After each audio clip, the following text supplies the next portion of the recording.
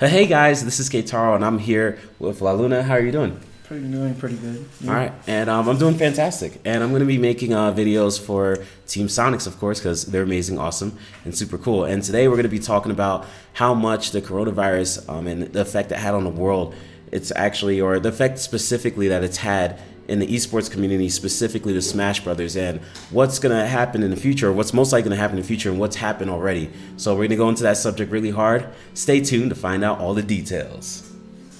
All right, so we're going to start off first by saying there was a tournament that happened that actually, it's still finished, but it's unfortunate because a lot of people dropped out, and that was CEO Dreamland. So you know about that. A lot of top players are supposed to go, and a bunch of them dropped out, and also I believe Smash World Tours dropped from the PGR type of thing. Not the PGR. Yeah, from the PGR. Yeah. So it's dropped from the Smash World Tour, dropped from the PGR, and of course that happened because people were afraid of getting coronavirus and being in big circles. So it's an event that was planned since like months ago, since last year. Probably even last year, because it takes a long time to like get a deal with not only the community or the hotels, but also to get like investors to invest into the event. It takes time. Yeah. So basically, the unfortunate part about it was the person who ran this tournament, Jabali, he actually, I believe he didn't go bankrupt, but he lost a lot of money because I think more than half of the people dropped out, and that's really unfortunate. But this is like,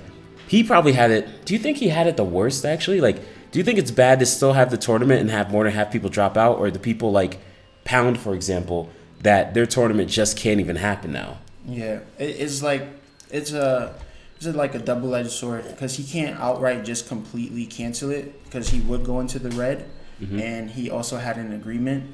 But then on the flip side is like, he just wanted to continue it to like give back to the community. So it's kind of is a very rough situation. But I know a lot of people were very angry that he continued. Yes. They weren't thinking about it as a business move. And it's unfortunate that the coronavirus just had a big impact on this event and future events. Yeah, because that's the thing. Like, it's kind of a business move where it's weird because, you know, like for the community, but in the long run, it's, hey, I'm going to lose a shit ton of money if I don't run this. So I have to run this.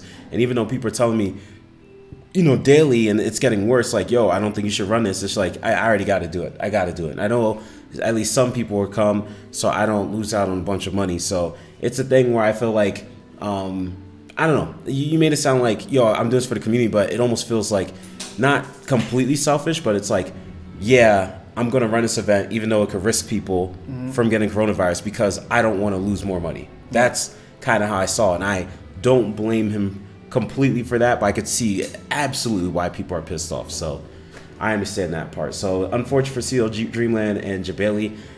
He said he might not run another CEO. He can't even do the next one because it's in June. Yeah. People are acting like the coronavirus is going to be gone in 2 months. No. Like, no, I think it's going to take until at least August, even further. Because quarantine sucks, dude. Yeah. So the other tournament that just is a big tournament that recently just got canceled, I believe, was Pound 2020. It's funny, this page is still up. Can I register? Can I register? Ooh, there's no registration, dude. That was very smart, because I know a lot of people wouldn't know, or do they even have a notification about the coronavirus? Like, you know, normally when you buy a flight ticket, they always have like a message saying, like, heads up. Yeah, heads up. Just in case you don't know what's going on in the rest of the world. Like that one dude, do you know who it was? Who was like, he went on a retreat. I don't remember who it is. Oh, it was Jared Leto. He went on somewhere on like a hiking retreat or something for 12 days, and he came back and he's like, yo, the world's different. That was kind of cool to see. But yeah, Pound has been canceled. Very unfortunate for them. Does VG Bootcamp run this? Yes. Damn. This is their own tournament now. Even though it was originally based in their region, or Maryland in this case. Yeah. It's always been their tournament. Okay, well, unfortunate for a Pound to be canceled, and obviously it has to be canceled because it's April 3rd to April 5th.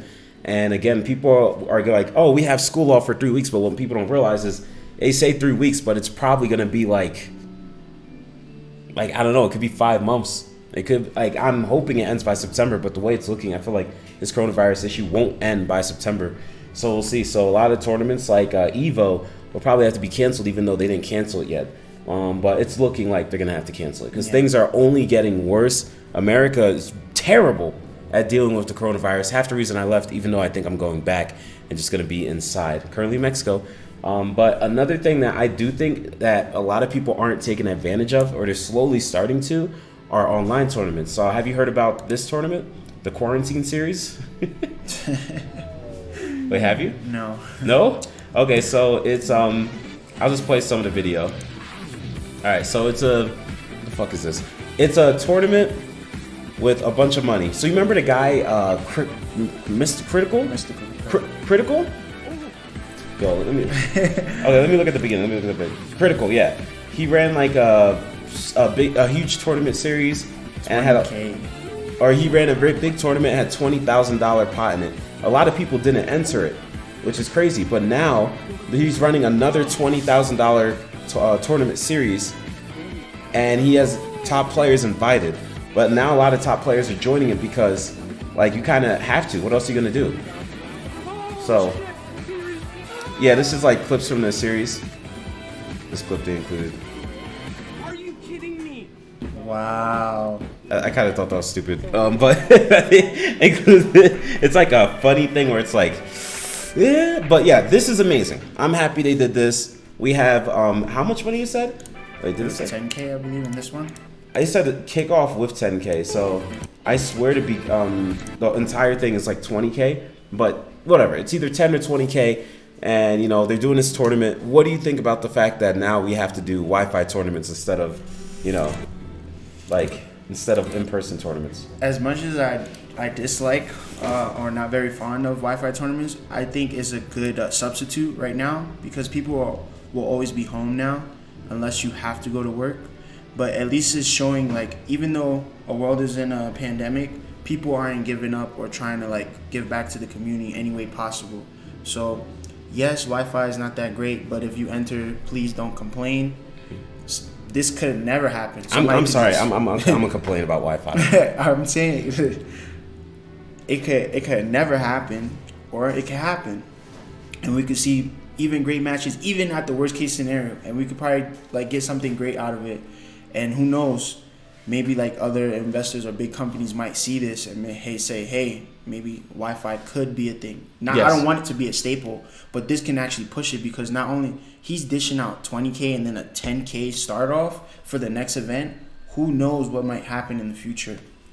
Okay, $10,000 kickoff invitational on March 29th. Isn't that really soon? That's in 4 days. Jeez. Yo, you entering? I might as well. You might, I'm probably gonna stream myself in the tournament, so we'll figure it out. Like, you should just come to the house and like maybe Hack will enter too. But I'm definitely down. I'm super props to Alpha Rad for this and the Critical, and they said they're gonna be looking for sponsors to help get into this. So I like the fact that they're looking for, you know, people to jump into it because they're gonna have big viewing. You see Alpha Rad's channel, it's humongous. You see Critical's channel, it's humongous. They're gonna have probably like 10,000 plus viewers each, and that's huge. Minimum. So props to them because they're taking like not that they're taking advantage, but they made a smart choice by doing this because VG Boot Camp, let's say they can't, you know, do too much now. Their plans are kind of shot, and then, you know, the Summit and all those other companies. But these guys are like, yo, this is like a good chance for us to get in and help the community. This is a situation where I feel like it's definite help the community compared to the CEO Dreamland where it's like, yo, I got to do this. This is like, we're going to help the community. We're going to do the smart thing. It's going to help us. It's going to help them. It's going to help everybody. So I'm definitely joining in this, even if I have to pay money. I don't care. Being at the comfort of your home. So it's like, essentially everyone is safe. That's true. Everyone's safe. And you know, got a quarantine. But yeah, I think Smash Esports, it won't take a huge dive from this because there's Wi-Fi for now. A lot of the people are just going to watch the individual Smash streams, which they have already been doing. Ultimate has been doing great with that. Melee has not, but some people, they do carry the torch quite strongly, which is like Mango when he streams Melee or Leffen. But it's actually a little unfortunate that Melee doesn't get the viewership. But I don't know. What do you... It's weird. I feel like they want to watch the top 8 or the top 16 of a tournament of their favorite players. But they don't want to sit down and watch them at home playing like CPUs or Melee Wi-Fi, even though it's better than Ultimates, you know, which is stupid. That's the thing is Melee is amazing spectator game to watch, but people like to watch like the big events. So normally when like people stream Melee, if you aren't like Mango, HBox, Leffen, Armada, and sometimes in this case I would say S2J, they just don't want to see you just beat up people or actively fight another top player on Wi-Fi, because Melee you also want to practice yourself. Yeah. Same as Ultimate, but Ultimate has more diversity. Sorry. Yeah, it's a lot more balanced. There's like 4 times as many characters. So yeah, and it's like when certain people go online at certain hours, that's very important too. Like if you always see like Nairo online, it's gonna be easier to find his channel quicker, even though Mango is big, than Mango's channel, because you just see it like maybe on front page or people you may know or other channels you might want to see. And sometimes his channel is like on fire. It's always active. He's doing Wi-Fi events for people. That's another thing. When you invest back into your community as a big top player, if you do Wi-Fi events, giveaways, a lot of shout outs, people think not shouting out like your subs aren't important. Not saying Melee doesn't do it. Like Mango does that a lot, top players, but Ultimate players, or in Ultimate, since it's a new game, shout out all your subs and stuff. It's very important, and it's kind of amazing that to see that this community like really supports the top level players, and when they give back, it looks even way better than if they just get the support and they don't give back to the community. that's true. I've been thinking of a way to do that slowly, but we'll see what happens. But I think we covered a lot. Be sure to be careful, guys.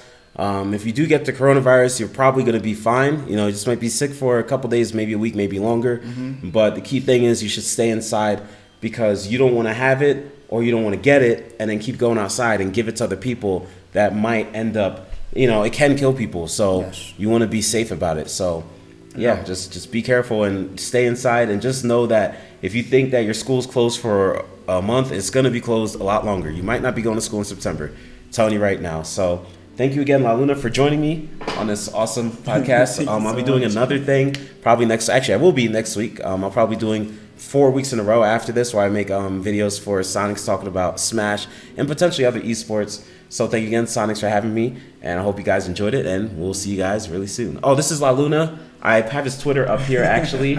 Okay, wait, what you sharing, man? It was a really funny joke. Oh, what you sharing, man? It's about coronavirus. This is my third COVID-19 test this week.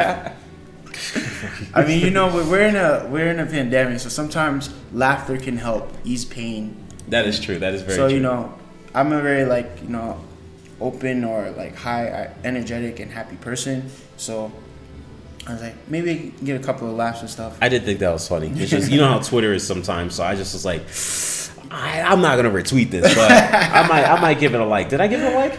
No, I didn't. I might consider liking it later, but we'll get into that another time. So thank you guys for joining. See you guys later, and have a wonderful and fantastic, beautiful day and night stuck inside of your bed at home playing Animal Crossing. Take care.